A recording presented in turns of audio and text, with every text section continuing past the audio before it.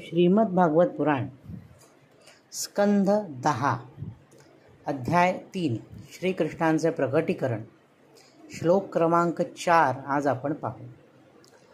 ववौ वायुस्सुखस्पर्शः पुण्यगंधवः शुचिः अग्नयश्च द्विजातीनां शांतास्तत्र समिन्धत. आता आपण एकेका शब्दाचा अर्थ पाहू. सुखस्पर्शः म्हणजे आनंददायक स्पर्श असणारा. वायू म्हणजे वायू पवन. ववौ म्हणजे वाहू लागला. पुण्यगंधवः म्हणजे पुण्यगंध म्हणजे मंगल असा सुवास वाहून देणारा वायू. आणि कसा वायू तर शुची म्हणजे अतिशय पवित्र वायू वाहू लागला. तत्र म्हणजे त्या ठिकाणी.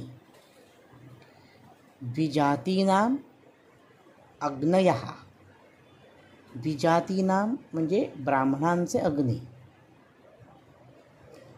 द्विज म्हणजे ब्राह्मण ज्यांचा दोनदा जन्म होतो, एकदा मातेच्या उदरातून आणि एकदा उपनयन संस्कार झाल्यानंतर, म्हणून ब्राह्मणांना द्विज म्हणतात. तर द्विजातीनां अग्नयः म्हणजे ब्राह्मणांचे अग्नी शांताः समिन्धन्त म्हणजे काय झालं, शांतपणे प्रज्वलित झाले.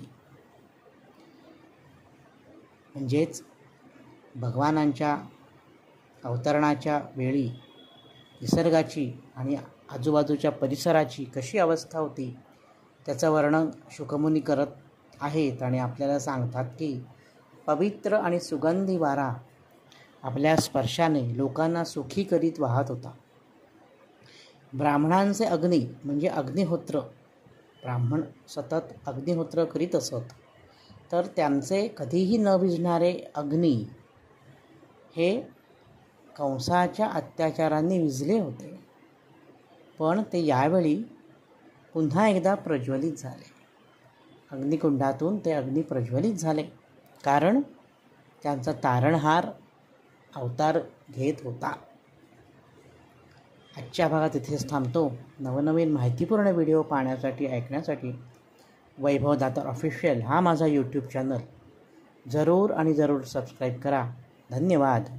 हरये नमः.